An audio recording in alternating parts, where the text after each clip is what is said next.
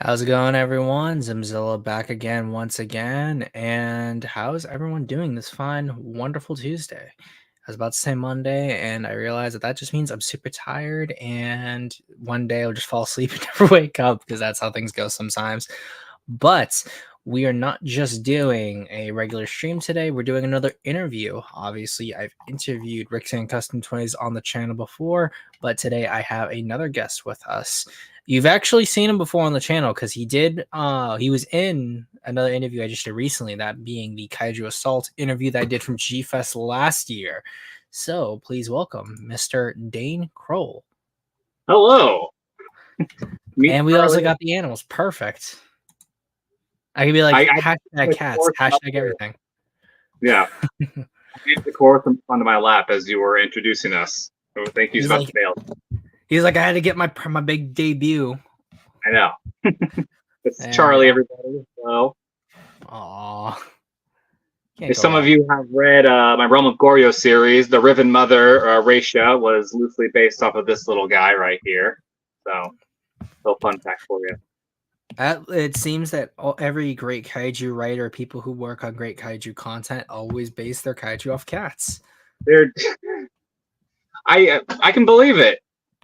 Because I mean, Yamazaki and Wingard both, I think, mentioned that they base some of their stuff of Godzilla off of cats, dogs, just their pets in general. So there you go. For anyone aspiring who's trying to be a kaiju writer, just get a pet and therefore just watch them do stuff. Exactly. I say get a pet. Watching a toddler, one of my friends, when they started having kids, watching a toddler walking around was also inspiring. They just, once they start walking, they're stumbling, grabbing whatever they can. Just destroy everything that they walk across. They're like, you see that over there, Dad? I'm going to knock it over. That's going to be mine. Exactly. But obviously, like you said, you are the creator of the Realm of Goryo series, but now you're also doing a comic, it seems, too. Yes, we're very excited to talk about Digitaru Senshi Kaiju Breaker, which ties into the Kaiju Assault card game. So all these characters, the Digitaru Senshi, Emperor Goober, and his gang of kaiju, all playable characters in this game. Emperor Goober. If there's like one name that I think is perfect and summarizes like my feelings about myself sometimes, it is the name Emperor Goober. You think you're just so good, so regal, but really, you're just a goober. You're just a goober. You're just a goober. But what's interesting is that obviously you have been working on actual books for the longest time. So like, I guess my first question is going to be, what was the decision that led to you specifically working on a comic for this project instead of like another novel? A comic has been probably the goal for longer than books, honestly. And the hardest part, I think a lot of, especially writers will agree with this, is that it's so hard to find an artist. It's so hard to find a team that you can collaborate with and actually see through the end of the project. Over the years, we've had multiple comic book projects fizzle out due to just various circumstances, creative differences, artists just needing to actually get better paid, so their priorities go towards your day job, which I completely understand. So it was always just a little disheartening. I switched over to books because for like 99% of putting a book together, it's just me, and I can definitely see a project through. But when it came to Kaiju Breaker over here with Digitaru Senshi, a lot of pieces just kind of fell into place, really. At one point, I was working. I've been talking with Brandon and them about doing some more stuff with their characters, and we kind of wanted to do a comic book type thing. They had been working on a comic as well, kind of throwing out some ideas. And then I think there was some time during COVID, I just had the inspiration. I put the comic together. I gave them a script, and I said, here we go. Here's a script. What do you guys think? There were some changes we had to make, but then it came down to finding an artist, and this is where like my unicorn showed up. Christopher Roca Jr. I've worked with him in the past. He he's done some Realm of Goryo work. My activity book for Realm of Goryo, he actually did, and he has this great like kind of anime manga type style. But the most important thing was that he was able to finish projects. And so I came to this comic. I was like, "Hey, listen, I have these pages. What do you think?" And he was on board, and we saw it through. So now we have a full-blooded 28-page comic book. It really just kind of, like I said, just it all came together. Mm-hmm. In that case, like obviously people, like everyone says like, I want to make a comic, I want to do this, I want to do that, and you kind of detailed a little bit of just kind of how hard it is to work collaboratively with people. Mm-hmm. So since you mentioned that this was in the pipeline, how long did this sort of take to go from the conception you already had to like getting on a time schedule? So sort of how long did each page get done to work on? Like what was the inking phase, coloring, things of that nature? So this took a little bit longer than what we had originally hoped. Like so the pages, you'll see that we go black and white for this, and with the color cover. Christopher is actually a really fast drawer. And throughout this process, we both learned a lot on putting the comic book together, me writing wise and him art wise. So we've gotten a lot faster like since this project as well. But I think from when I originally wrote the script was about 2021, actually. And we had to fine tune some stuff with Brandon and Jack and Alan over at Kaiju Assault, because there was at one point I had given Emperor Goober a vehicle, a giant bullet train, or I didn't call it bullet train. It was like a tank train. It was just something kind of slow, cumbersome, just large that you would fit a kaiju in. And when I showed it to him, Alan goes, "He already has a spaceship." And I just kind of went, "What?" So we had to rework some stuff to solidify their vision that they had for these cards, because if we play Kaiju Assault, here's the card. This is Emperor Goober right here. Information about how he kind of works. But that world building that we did, we had to start discussing, what goes along with these cards that we haven't, mentioned yet. So it took a little, took a little bit of time, relayed some information, got that done. And then I passed the script over to Christopher. He started drawing. He was going pretty quickly. We ran into, obviously, again, day job issues and health issues for some of us. But we eventually got the comic done. And when he gave me the pages, they looked so amazing that I had to go back and rework some of the dialogue to kind of pump it up a little bit, because he came in with such great art that it fueled the story itself. So there was some back and forth for this first issue, as we were still kind of feeling Digitaru Senshi out and the world that we're establishing here, and the characters and how they interact with each other. So, and then I think we finally finished it in late 2023. We finished it now, and we come to here where we finally got it printed and ready to go. Gotcha. And now that everything's kind of said and done, if there is one thing that you wish you knew when you were working on the comic, and one thing you realize that you actually did much better than you expected to do, what would those two things be? Man, I wish I had known. Let me see this real fast. That's a good question. I think I wish I had. You know what? I don't know what I wish I had known. I'm not regretful with what I've learned here, because I learned a little bit more about I think like lettering and editing was probably one of the big things that I kind of wish I had known more going into this issue.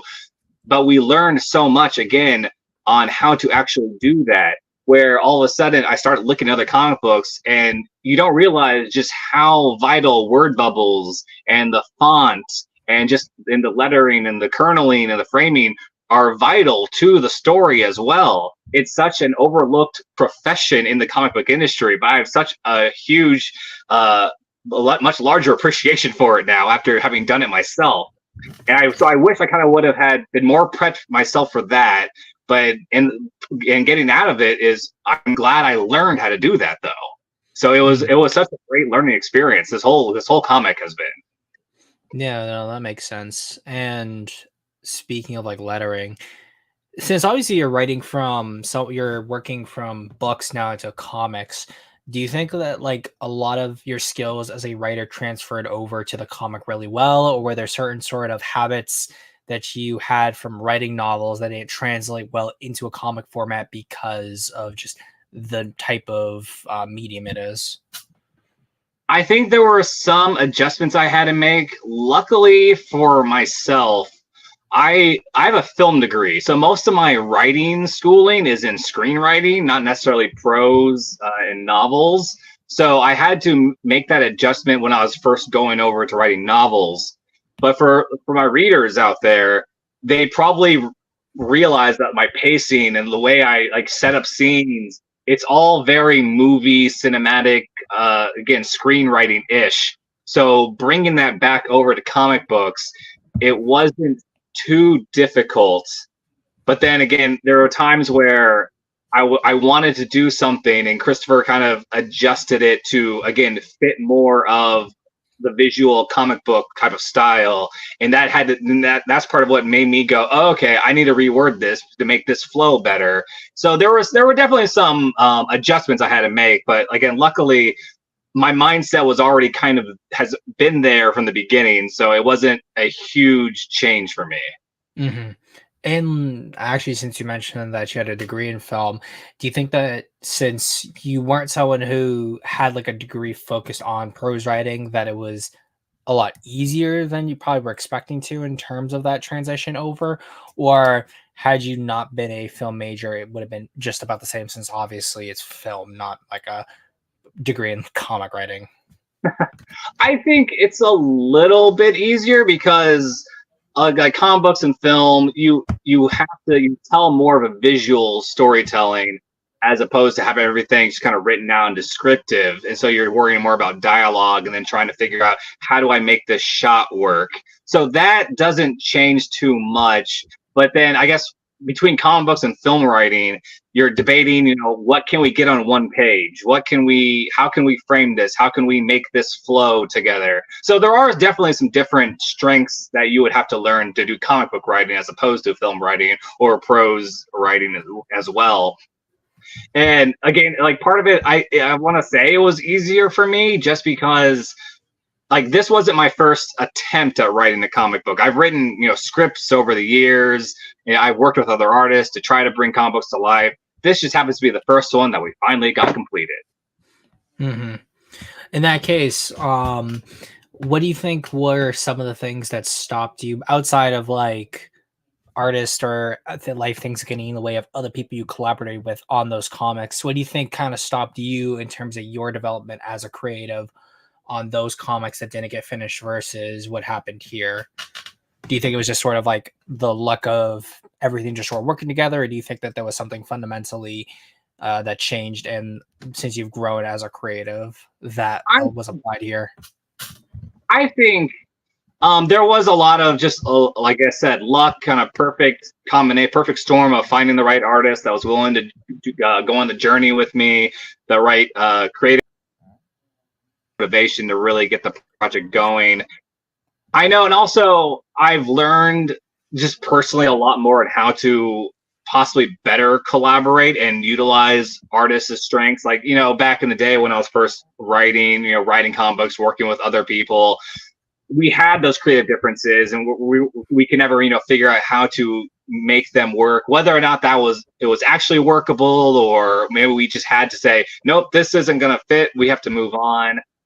That's a what if. That's a hard thing to say. But I think I did grow as a writer myself, which made it easier for me to go, this is what we need to do. This is like, you learn time management. You learn just what went wrong last time to then figure out how do we make it work this time. And it finally all came together.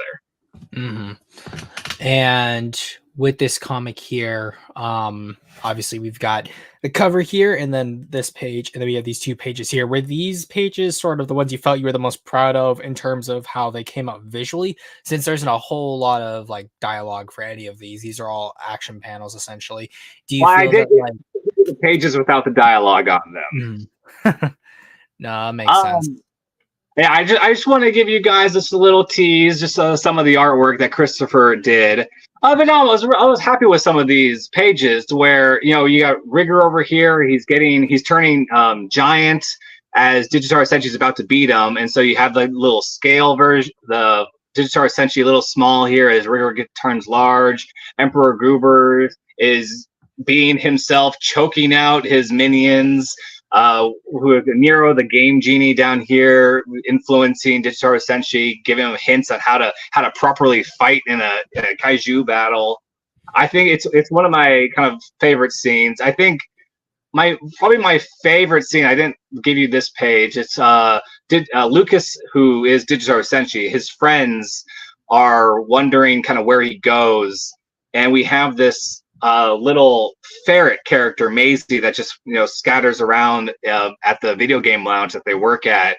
And I just remember I just have Naomi just screaming at Maisie for no real reason other than she's just an emotional person.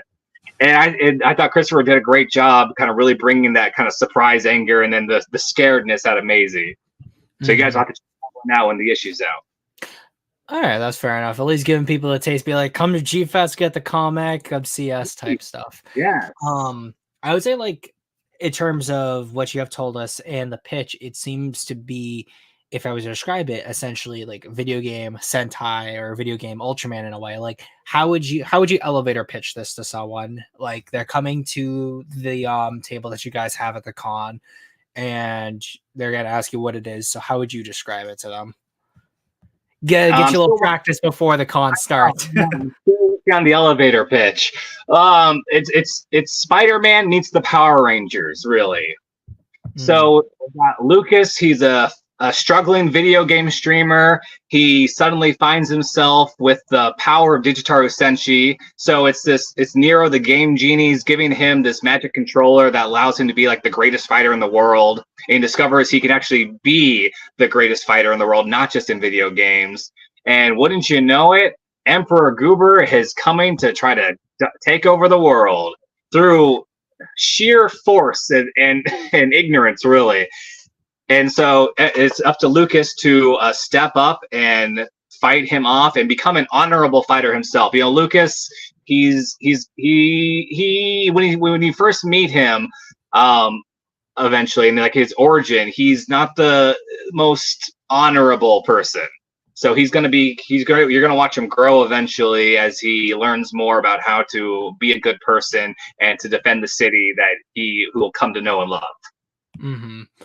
So in this case, since obviously you're dealing with someone who is like a video game streamer and the theming is very much just video games, are we gonna see like a lot of references to your favorite video games, or is it sort of like self-contained, try to keep it in universe, like these are universe related video game terms or ideas, or do the common writer route where whatever the theming is for the hero, you really try to people be like, oh, I understand that reference type stuff?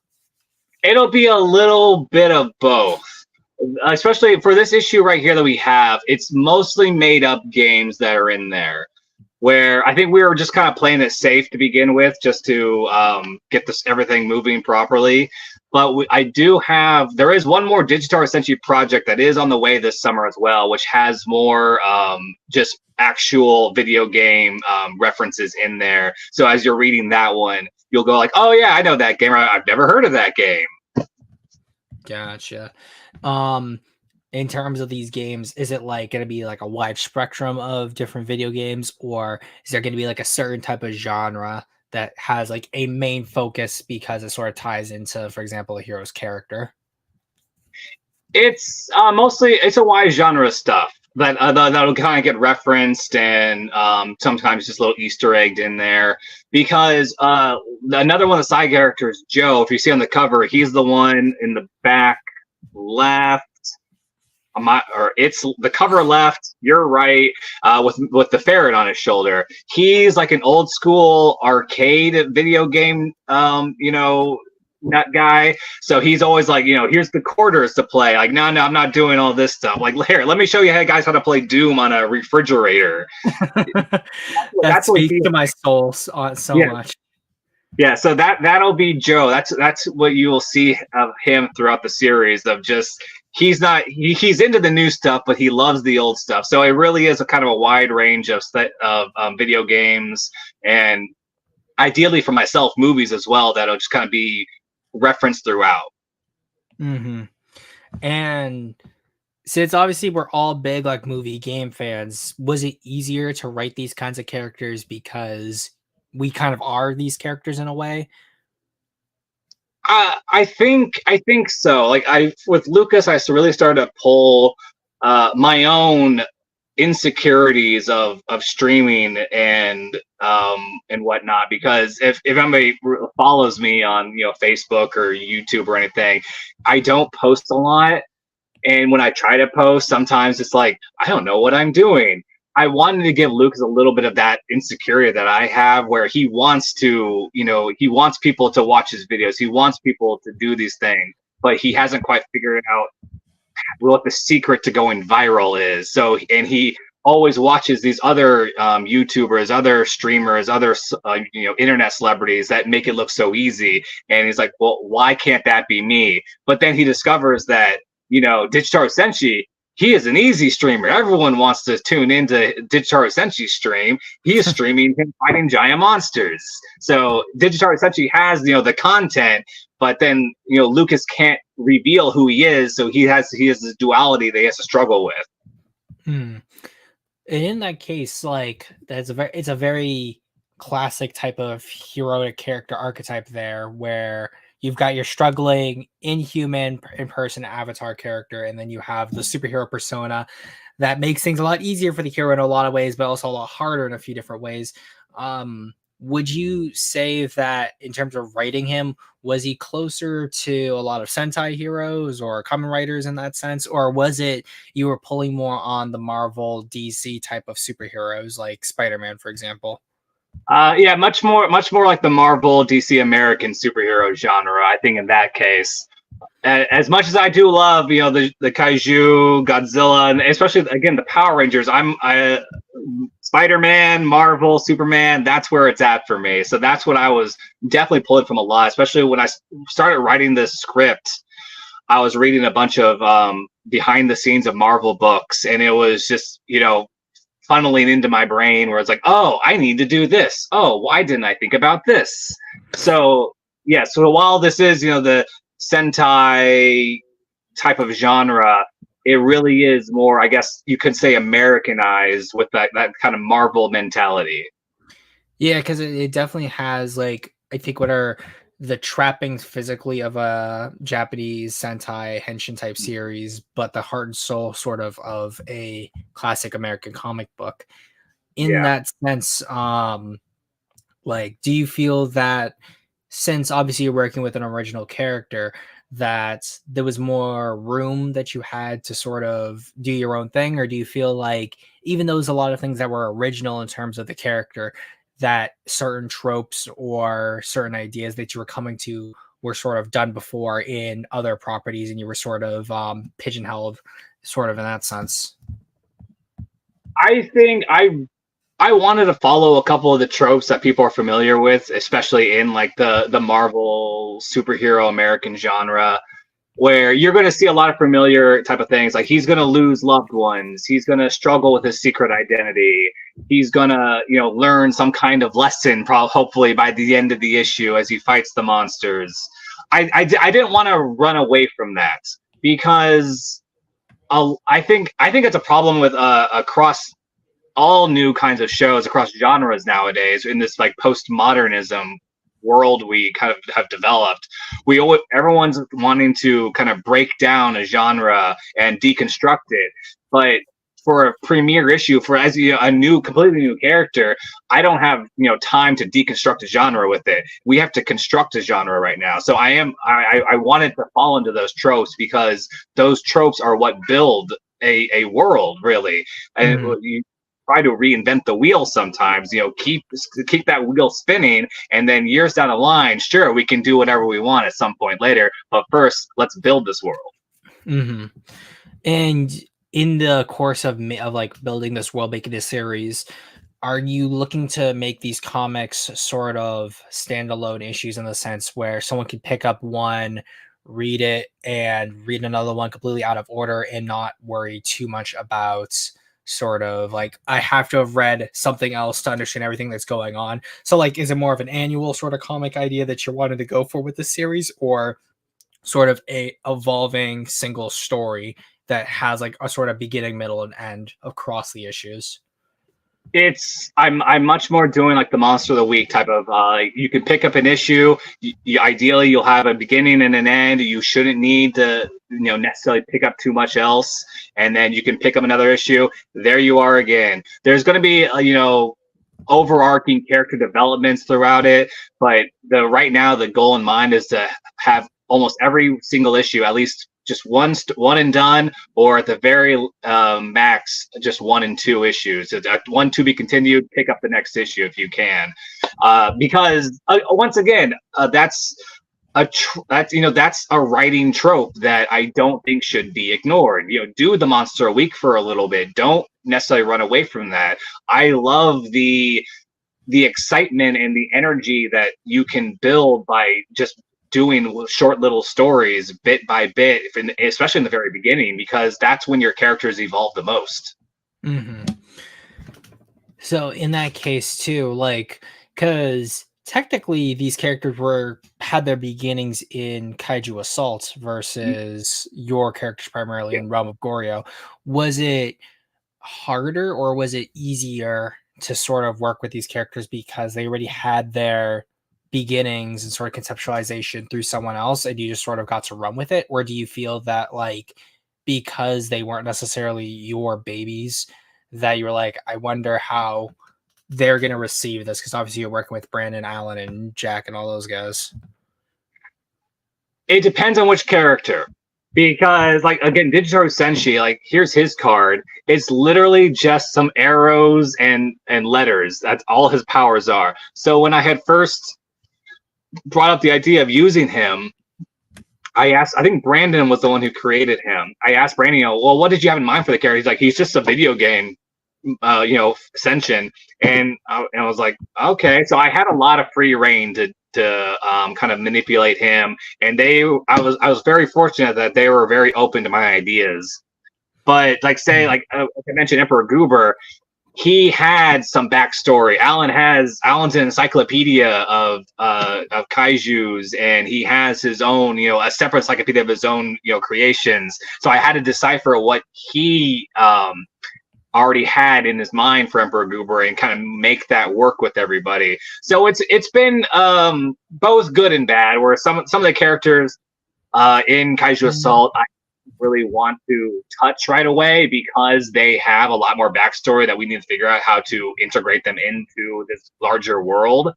But at the same time, there are some characters that are just such a blank slate that they give me, such a long leash on the characters that I can just fit them in. Like, oh, okay, here's this character. We're gonna, as long as I don't, interrupt this one little fact, he can mold into the story any way possible. And to that effect, even like we were talking about, the kind of the Marvel mentality that I have, like Marvel, this is the Digitaru Senshi corner of Kaiju Assaults. That means that there's other corners. Like, so if you play this game, there's like 100 monsters that they have made at this point. Not everyone is in the Digitaru Senshi corner. There's other monsters that are in other corners of the world that are just going on that you won't see in this series, in this issue, but everything coexists. Mm-hmm. In that case too, does that mean that like in the future we're probably going to see more comics coming out from you guys that will focus on those other corners, or just sort of at the moment the focus is let's work on this series right here and making it the best it can be? So I guess the scope. Yes, at the moment, I just really want to focus on Digitaru Senshi, but there is a short little Kaiju Assault Bible that I've made that has a couple of other corners of the universe made. So I kind of know where some of the roster already fits. Of course, it could always change as we progress throughout the years. I mean, that's I like to plant seeds. I like to kind of have an idea where we're going, and then I like to throw it out the window and make stuff up as I go. That's what I've learned about myself over these couple of years. So like a gardener writer, essentially. Yes. Well, like actually, my previous book, Coming of Age Day, which featured Stan from Kaiju Assault, we released that I think in 2021. That also takes place in this world. So there actually is another corner of the Kaiju Assault universe that does exist in this world already. Mm-hmm. Well, in this case, the obvious one that I think probably anyone who's read your work is probably thinking, Realm of Goryo crossover when? I don't know yet. I don't know. There is a Realm of Goryo Easter egg in this comic book that Christopher threw in. So I have to figure out how to make that Easter egg work within the greater scheme of things now. Yeah, and then you can be like Marvel, like the Marvel editors, be like, this is my character, I love him, and he's gonna do all the awesome things, and I can have him take pictures of Spider-Man, and he's gonna do what he needs to do. Yes. Oh yeah, here it is. Christopher was so kind to put a Realm of Goryo video game into the background of one of the video game lounge. So Realm of Goryo is a video game currently that exists within the Kaiju Assault world now. So I have to figure out how to make that work. But having a video game protagonist, it shouldn't be that hard for him to maybe go into the video game world and deal with Goryo and them. And just have like a Realm of Goryo, just events. Final Goryo crisis on Infinite Earths. Yeah, exactly. And we can always just do some multiple Earths type of situation as well. You know, the possibilities are endless. And speaking of the possibilities being endless, I think that you and I both just watching how comics have changed, evolved, and de-evolved in different ways across the years. What is like one thing in like the big comic book industry, like a trends or ideas that you see that you don't want to replicate with this comic here because you're just like, these are not good ideas, or just the trend that this goes into isn't something that I feel is the best? I think don't be afraid to change. It's a problem that a lot of the big, like Marvel and DC, both have it. They don't want to change their IP all that much because they want it to stay familiar. They have to reboot every like 7 years or so because of it, because of the new generation, coming in, and they want to know, well, I want Superman that everyone knows. But you lose out on fun stories, on fun developments. Like we would never have, the death of Superman retold 5 times at this point throughout the past 30 years if Dan Jurgens wasn't brave enough to kill him in the first place. Mm-hmm. It's something that I think a lot of older readers are a little frustrated with, because I'm sure people even older than me are already going like, oh yeah, we realize that. It's something you kind of realize as you get older, where I do like seeing changes and adaptations, seeing how these characters can grow, because there's more stories to tell. For the longest time, they didn't want to make superheroes get married because that was the end of their story, and we finally gotten past that. With I'm assuming it's because creators like a little bit older, our generation, were coming up and going, oh no, we got married, we had kids, our story didn't end though. How can we make our superheroes not end those stories? So it's slowly changing out there, but it seems like we rehash so much. We shouldn't just be afraid to let things grow, let things move on and adapt and change. And if so, start anew. Like maybe one day, years from now, Digital Essentially is going to have to retire, and we'll just have to pull out a new character and hope for the best. Mm-hmm. Like in that case, obviously, if the character was to retire, you think that like you'd be all right with that character sort of ending in a sense, because you feel like you actually did find a good finality to the story. But you don't think that you would ever want to see someone in the future, and this is obviously all hypothetical, but like remake the series in a way that obviously is going to be different, but would you be opposed to a status quo being developed just because of like popularity or anything like that? I'm sure I wouldn't be against it. If we got to a point where status quo had to be established, it would mean that we really got somewhere, that we got to a level that it couldn't be touched anymore, and that's honestly an amazing level to get to. So I think I would look back and like just probably go, okay, we can't change it anymore. Begrudgingly, I'd probably become what I hate the most, and I would try to still encourage myself to change and still try to figure out how, like, find that balance between changing things but not death by a thousand cuts. I'm very aware that it's a thing. I've seen it happen. So when I say don't be afraid of change, I should say with a cautionary tale, but don't go crazy at the same time, or be willing to change back if you have to.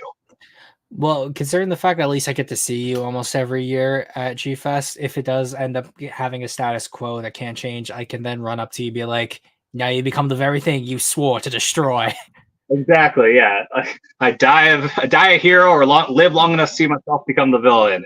I'll have to make sure too with the Batman voice. Either die a hero or live long enough to see yourself become the villain. How could you do this?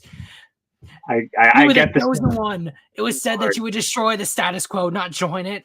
Bring balance to the comics, not lead it to darkness.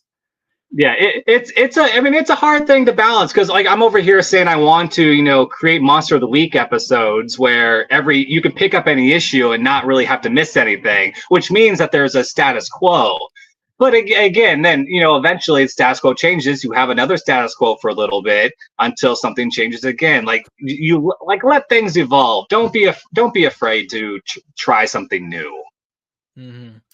Otherwise we wouldn't have Electric Superman. I love Electric Superman. Got me into comics. Yeah, no, it's one of those things where every comic is almost always going to be someone's gateway into it. So you can't always devalue an issue because of one reason or another. But in the case of like your comic, if there are sort of certain aspects that you feel that people are drawn to for one reason or another, and certain aspects that you like you were really attached to this one idea, but it doesn't seem to resonate with people, but this idea does. Do you think it's sort of like you're going to be going with the flow of what the reception is, or do you feel like you're going to be more of the, I really like this idea, I want to see what I can do to make it work for you guys type, in terms of where you would see this going? I have, like, as much as I say I'd want to go with the flow, I have a feeling I'd be stubborn enough to try to make an idea work until the bitter end, and I finally have to admit, like, fine, no one's liking it. We're ditching this character. Fine, we'll do it our own way with Blackjack. Yes. I will be willing to admit that I will be stubborn enough to probably try it, but we'll see down the line what ends up happening. But that's like also a good thing too, because even if like an idea doesn't land, I think that like some people may just be too hung up on like how I wanted it to pan out the first way didn't pan out. Now I'm all like grumpy about it. So it does say something that you're willing to be like, I can try to make it work, but like we'll see where things kind of go. Yeah, I mean that's true too. I don't like how many times I've seen something not get liked initially, and then 6 months, a year, down the line, people start to look back and go, oh, this makes sense now, or oh, I got used to this change. I actually really like it now. That's always like the one thing in a creator's repertoire where you'll hear someone say, oh yeah, I liked it like this, and you're like, so now you like it after I got all the backlash for doing this and that. Yeah, it's like, where were you guys defending me when it first started? Like, well, I didn't like it back then. Yeah. Yeah, no, exactly. But another thing too, character-wise, is sort of what do you think thematically is our hero's sort of guiding light in terms of not just like him trying to do well as like a streamer, since that's like his persona sort of goals and he's able to sort of achieve this through this alter ego, but what do you think you want your like the main ethos to be sort of? I've like lately, as we're developing the story of these characters, the themes have been addressing kind of like the idea of the toxic masculinity and like incels online and trolls and triggered outrage culture that's been going on, where Lucas is easily susceptible to that kind of stuff, and Goober can easily influence any kind of hatred into hating whatever. But Lucas has to learn to you don't need to cheat to be a good person or to win. You can be a good person. You can be an honorable type of fighter and person kid, adult man, if you will, down the line. But it takes work. It takes a chance to check yourself. It takes just dedication. It takes just a lot of mental fortitude, really. Mm-hmm. And that's what Emperor Goober is, essentially like an internet troll, some kind of guy that's just out there yelling, criticizing, not looking at himself in a mirror and realizing he's exactly what he hates. He's such a projectionist when it comes to him and his ideas of who Digitaru Senshi is. And then he has his followers that just think he's the coolest thing. Mm-hmm.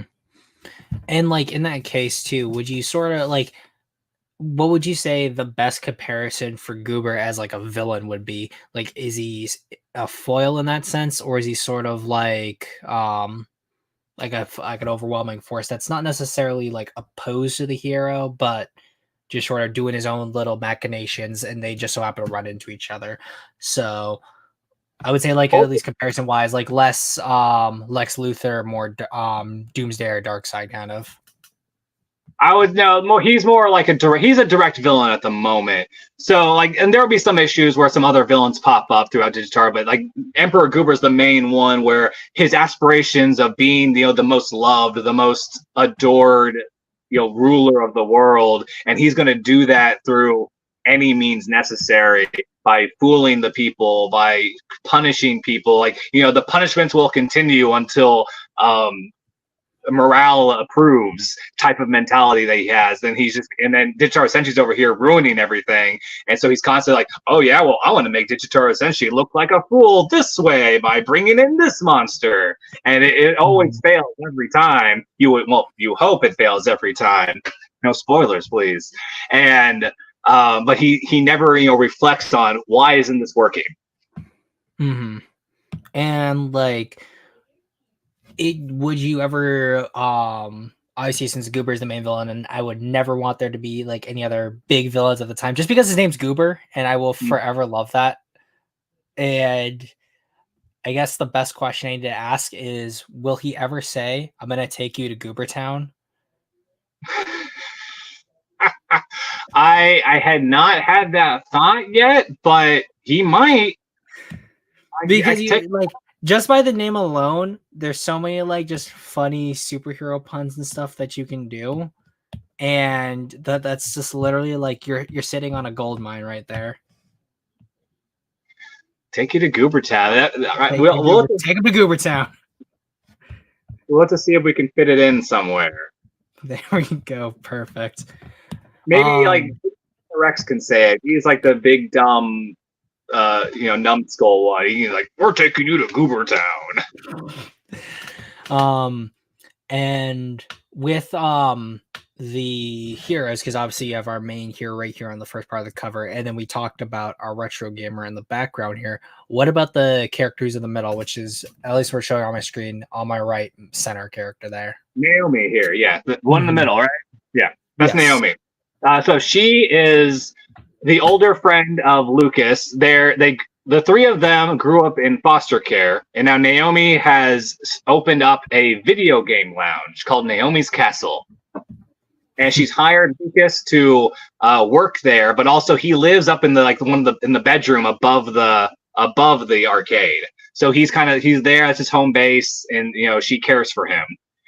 So she is a former professional gamer, but she never could accomplish actually getting any kind of spot due to various like sexisms and various things happen that she ends up not getting shunned from the industry. So she leaves, comes back, and starts this arcade.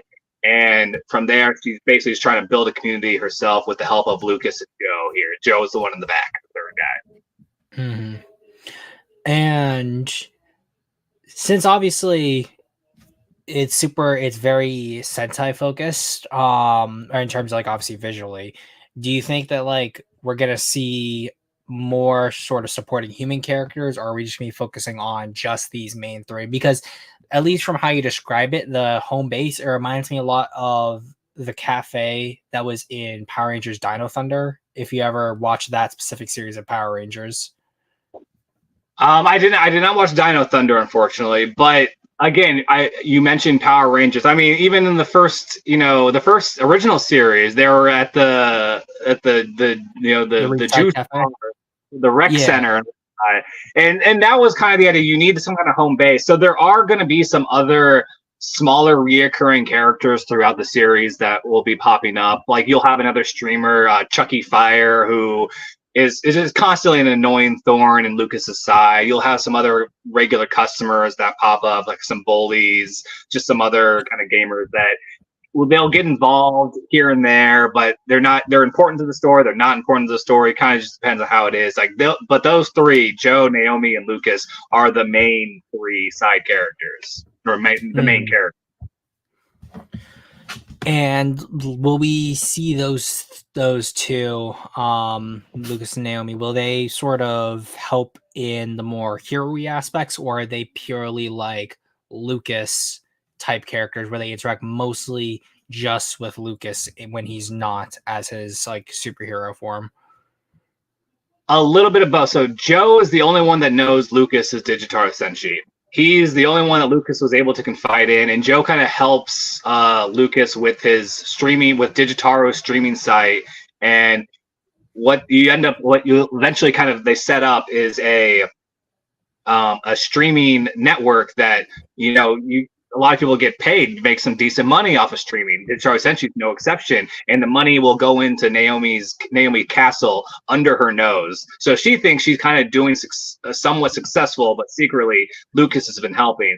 And the reason he has to keep this a secret from Naomi is that an unfortunate incident happens when he first debuts as Digitaro Senshi, which angers Naomi and makes her not like Digitaro Senshi. Like she is cursed. She's cursing him. She is not a fan. She hates the guy, and she will never forgive him for what ends up happening in their first meeting. And so at that point, Lucas is like, nope, okay, let's not tell her that. And so that's going to create some tension there. Mm-hmm. And as these kind of stories go on, and you mentioned sort of tackling certain things relating to like the video game streamer world, are they going to be like any specific like well-known gaming incidents that you may want to reference in terms of storylines, or like specific esports moments, things of that nature in the story as they go on? Or do you want to keep it sort of like in the world of Digitaro Ascension? I think we could very easily like reference type of incidences or allude to them, or even metaphorically make that a storyline. I think it's really fascinating. I know the recent Tetris success where the kid crashed Tetris and finally officially beat it.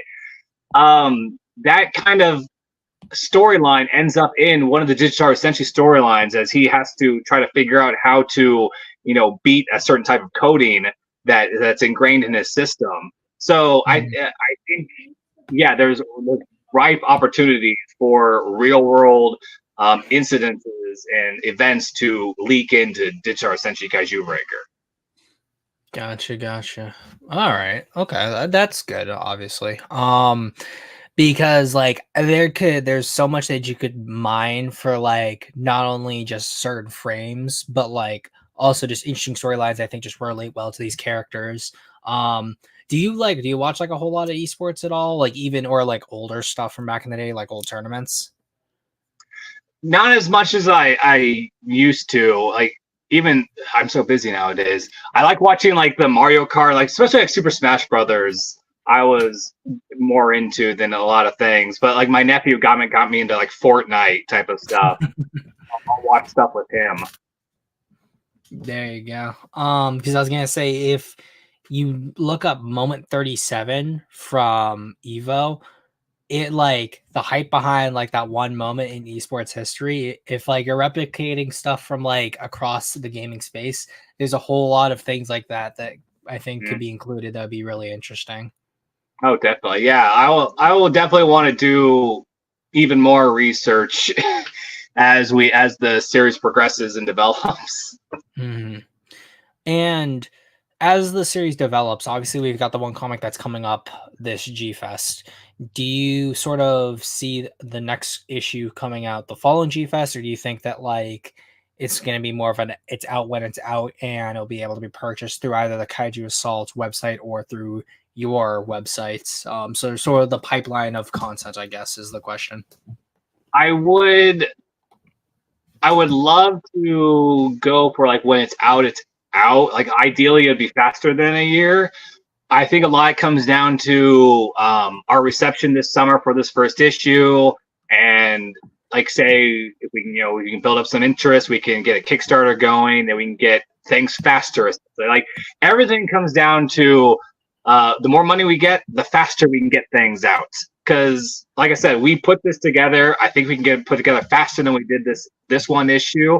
Will we still be as fast as we want to be? No, I would love to do a monthly, Digital Century comic, but we have to start small.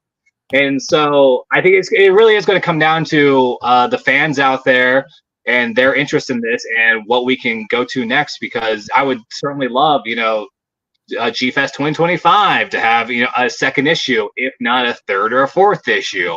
But I don't want to count. I hate counting my chickens before they hatch. So it's always hard to tell what exactly we're gonna do. But regardless of that, like, in the back of my mind, in my head, in my notes, we've got so much more to reveal, so much more to happen. That this one issue is just the tip of the iceberg. Oh, that's good. And obviously, I assume that you're gonna be doing signings and stuff while you're at G Fest. Oh, Where in the dealer's room are you guys gonna be located, or do you guys uh, not really know yet? Because I know well, that G Fest has some like they have obviously the dealer's room, but I think they have like Kaiju Island is like another thing that they're adding this year. Can you yes, say any? Do you know anything about that? And if so, can you say anything about like where you I know guys that. will be located? I'm not sure which room I'm gonna be in. I feel like I'm gonna be in the island, but I don't know what's been confirmed or what they're actually doing. All I know is I've heard the two rooms as well, and I don't Yeah, remember if they. I don't think they've officially said who's going where yet. actually. So yeah, so Brandon, keep an who's eye. in the chat, You says have, actually, they yeah, they won't won't tell us. tell us. Yes, they Yeah, won't. okay. I All right. do. I will have two. I will be in two panels on Saturday at G Fest though, so come find me there. I'll be in the Mhm. writing panel, and then like an hour later, I'm in creating an original kaiju that I'll be running. Okay. Yeah, so for anyone who like is going to GFest, you should be able to go to gfest.com. I think that very soon they'll have some of like all the panels and stuff loaded on their website, so you'll be able to see all the times, you'll know which rooms those are in, so you'll be able to talk to Dane and the Kaiju Assault guys there as well. Yes, please. Yeah. Oh, Branos is expecting a location answer mid next week. So Okay. I would say Hopefully like they'll. yeah, it's sort of like you'll be like, "Oh, you guys, is there any news?" You're like, "No." I am Okay. such a laid back, like, oh, I'll figure it out once I get there. Like I'll look at the notes eventually, and then I'll just get there and just like, oh, okay, oh, we're here, sweet, we'll make it work. So I've got a table there. I know I paid for it. I've sent my paperwork in. Like I'll get there. I'll find my table. I'll post Exactly. something. And are you because I know usually you have your own table, but is it gonna be you and Brandon and then Kaiju Salt guys getting like your own just table together or I hope so. um Like in the past couple of years, we've had our own tables next to each other. We've been coordinating that, so it hopefully it that coordination keeps going. mhm. Because it's very nice to go, hey, here's this table. Hey, we connected this table. And I also know that this is gonna be more of the convoluted bit, but obviously figuring out how you end up as part of like the dealer's room and stuff for G-Fest is always a process for everyone involved, unfortunately. But that's just the name of the game when it comes to cons. If Mm-hmm. you were to give like advice to anyone who may want to do something like this and they are kind of wondering like what do they need to do to sort of prepare and get to a point where they can ask to be like, hey, I want to do a table somewhere, whether it's G-Fest or somewhere else. What advice can you give in that sense? Be prepared for other people not to be as excited as you are for your work. I think so much of it is mental. So much of it is like you prepared, you dedicated all this time, all this hours into your project, and then you go to you get your table and you go there and then no one pays attention to you. There's so much more to do at a convention than just sit at your table and hope that someone notices you. Like you have to be engaging. It's so difficult. You have to just try to convince people to give you a shot, especially at a convention like G Fest where you're up against a franchise with 70 years of history. People are there for Godzilla, and they're not there for Disney Star Senshi Kaiju Breaker. They're not there for almost so much else. So you have to kind of have that mentality going in that I'm here. Let's break through this defenses. And I think before even go to a convention, know your work. It's hard to say. I've gone to so many conventions. I see people with tables that I think their art or their projects just aren't at a level that maybe shouldn't be presented yet. And it's a hard thing to say because at the same time, I want to encourage people to just go for it. You have to learn somehow. So get yourself a table, see what works, what doesn't work, and basically learn from that. Try to figure out what went wrong and then how to do it better next time. It's definitely a hard thing to do, and I wish you the best of luck. Mm-hmm. In that case, what would you say was like one of the hardest things that like you had in terms of like these kinds of experiences? Because obviously now you're a seasoned con veteran of tour of Yeah. 20 years. You've been through the trenches, you've been through the mud, but like what you say is like at least to relate to people who haven't done these cons as much, sort of where you at, Mm-hmm. like I guess at your lowest sort of, and how that's kind of helped shape you now where you're at. Again, my advice was really speaking from experience. Like I've gone to bigger conventions like Denver and Kansas City, PlanetCon and DenverCon, where you're there, you're with 1,000 other vendors. People are there to buy autographs from movie stars and voice actors, television stars. The last thing that they want to do is buy a book that they've never heard of before. And so you have to get over this frustration. And I've learned to, bite my tongue and, power through it, even though sometimes I'm standing there going, hi, hi, hi, hi, hi. And everyone, just dozens of people are walking past me because they don't want to look at me and engage me because they don't want to spend any money. And so, yeah, you really have to develop some kind of hard skin. And then as you see the guy next to you with one book that you don't personally think is that impressive, who's selling out like crazy, you're going, well, what do they have that I don't have? It's such a crapshoot sometimes. And you have to just, again, hope for the best, really. No, yeah, definitely. Like creative endeavors are always sort of hard, and it definitely can hit when you're like, I've been really trying to get at this and I'm not getting anywhere. Or like you said, what do they have that I don't? But I think it obviously comes down to a lot of perseverance, but also like a belief in the comic or the product that you're trying to push. And I can speak from experience to you, the audience who are watching now or who'll be watching afterwards, that Dane, Brandon, the crew of Kaiju Salt, they all very much believe in this product. And I think that not only have they put a whole lot of effort into this over the years, but I really think that this comic is going to be not only just something I think you should buy and add to your collection, but I think support, because like indies are always important because they always bring new ideas to the space and it adds to the discussion when it comes to superheroes, kaiju, whatever. And I think that's one thing I gotta thank you guys for. Yes.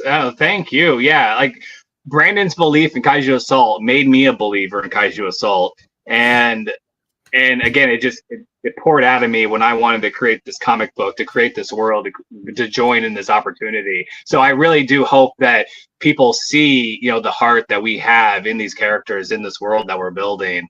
And like I said, we don't need to see Godzilla versus King Ghidorah for the dozenth time. Give something new a try, guys. Mm-hmm. And I think with that, it brings us back to an hour, and I obviously don't want to take up too much of your time. But for you, Mr. Kroll, if there was like anything that you would want to say to people who are watching now, or people who will come across this video, or see what we'll be talking about and taking from this stream and adding to Kaiju United, what would you say the biggest takeaway you want to have is from the experience, what's going to happen at the con, and sort of your hopes for the future? I want to kind of follow up on what you just said about supporting indie creators, supporting indie comics and new creations. It's difficult. I get it. I buy random comic books all the time, and sometimes they're good, sometimes they're not. But it really is out of that creation that something new is formed. And so I really encourage everybody to step out of your comfort zone a little bit and try something new, because you never know what you're going to find, and otherwise we're going to end up with like Spider-Man meets Godzilla. Sounds kind of cool. I would do that one. You're like, we're gonna get Spider-Man meets Godzilla. Who wants to see that? Oh, wait, that's get reiteration after reiteration after reiteration after reiteration of something, where sometime down the dystopian future, we're just going to have one story that's going to exist because it's a remake of everything else. That's the tinfoil hat in me talking.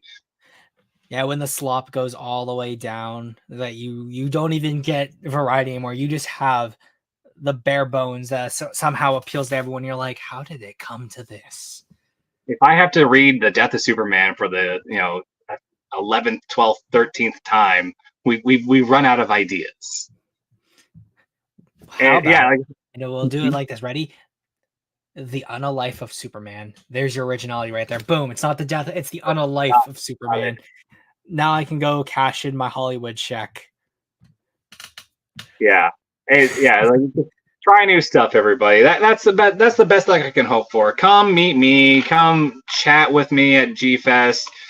I would love just to hear what you guys think about my books, about the projects, and about what you guys want to see in the future for things. Especially with Kaiju, with the Kaiju breaker here. There's such a roster of monsters in this game. Get the game. Find your favorite monsters. Tell me who they are, and they might end up in the comic book, because I've already outlined a bunch of stuff, but there's been times where we've heard responses from people about some of the roster they liked. And I go, well, I guess I got to get him in the comic earlier now because the people like him. So I'm flexible. Exactly. There we go. And with that, I think we can have the stream end off there on the best note ever. Obviously, like I said, support Mr. Kroll, support the Kaiju Assault guys, find their table.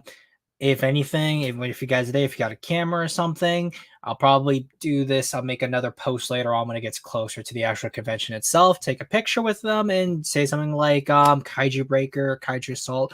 We'll see how it works so that we can see all the support that you guys get for the comic. A nice little follow-up.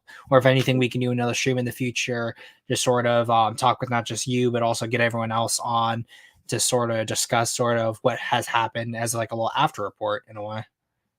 No, that'd be awesome. Yes, please get the comic now. Get it before it's cool. It's like reading the book before the movie. Read the comic before it gets popular. Yeah, we can. What's it called? We can all read the comic and be like, oh, well, you understand. I liked Kaiju Breaker back when it was at issue 1, when it was good, when it was refined, when it was avant-garde. When it was raw, when they were just flying off the seat of their pants, before they had the formula down. They really were following the art. You understand, man? It wasn't about the money then. This is the black and white Ninja Turtles right now, okay? Like, who knows what it's going to look like in a few years, but this will be the raw incarnation of this series. I remember when he had the shoulder pauldrons. I missed the shoulder pauldrons. Exactly.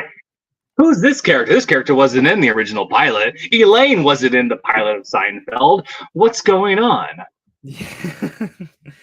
But with that, I'll end us off. And this is Zimzilla, Dane Kroll, Kroll Creations, Realm of Goryo, Kaiju Assaults. See us at G Fest, and I'll see you guys next time. Have a good one, everybody. Thank you.